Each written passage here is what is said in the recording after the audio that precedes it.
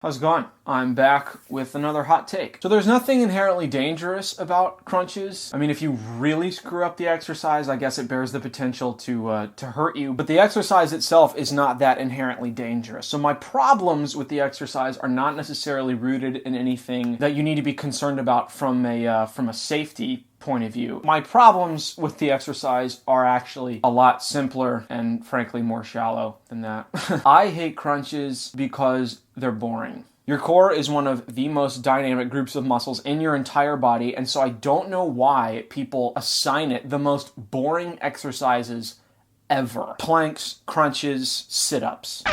It doesn't make any sense, just logically. It makes sense when we're talking about a muscle like the bicep, because your bicep has like one job, and that's to do this. I don't understand why people do that for the core. It doesn't make any logical sense, and it's not practically functional, like, whatsoever. But it is not productive to complain about a thing and not provide some kind of a solution. So I am going to give 2 alternative exercises for 3 different levels of physical ability: beginner, intermediate, advanced. So that's a total of 6 exercises, and I'll throw some bonus ones that I didn't bother to categorize on the end just so you'll have extra. So one of the most important functions of the core muscles, right, your upper and lower abs, your obliques, serratus anterior, and your lower back, is the ability to rotate your trunk. So we need to incorporate that kind of a movement into our core training always. And starting out at the beginner level, the easiest way to do this is to just take a crunch, especially if you like doing crunches. No judgment here.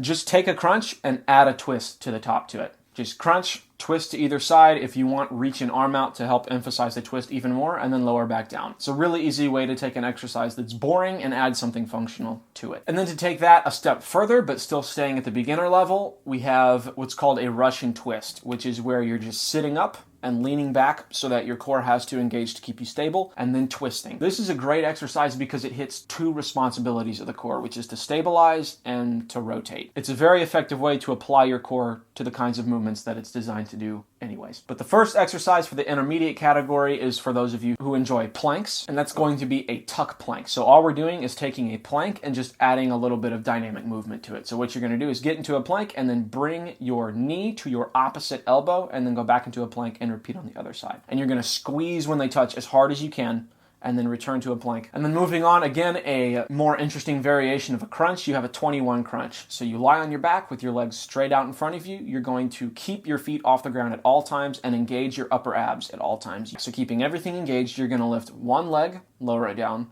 lift the other leg, lower it down, and then lift both legs at once. And that's 1 rep. And if you do this exercise and you find it's a little too easy for you, slow down the pace with which you are raising and lowering your legs, and that'll make it a lot more difficult. So moving on to the advanced category, we have 2 of my favorite ab exercises of all time, starting out with the X crunch. So you're splayed out on the ground in this X shape, and you're bringing yourself into a straight line and then opening yourself back up, as it were. This is a fantastic exercise because it's pulling your core from multiple angles at the same time. And again, if you slow the pace down on this one, you will feel it in your entire abdomen. The second exercise is one that I actually really like to perform as a superset with the last exercise, and that is a starfish crunch. You're lying down in sort of an X shape on the ground, but instead of bringing your arms and legs toward each other, you're reaching up with your arm and touching your opposite toe. So the beautiful thing about this exercise is it is an up-down movement in a way that a crunch is, but it's an up-down movement on an angle, which requires a great deal of stabilization from your core. And then just to slap some bonuses on the end so you have a few more exercises. But the first one is a twisting mountain climber. So it's just like a mountain climber, right? Elbows on the ground, but you're gonna bring both feet in at the same time and twist them to one side, kick them back out, bring them in, twist them to the other side. And the second exercise is a towel row, because your lower back is a part of your core complex as well. You're just gonna lie flat on your stomach and hold a rolled up towel out in front of you, and lift up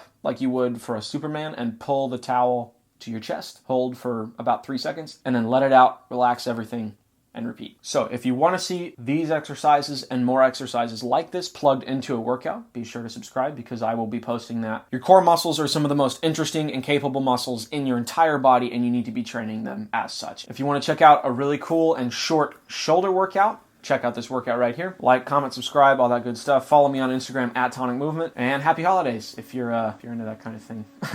All right, see ya.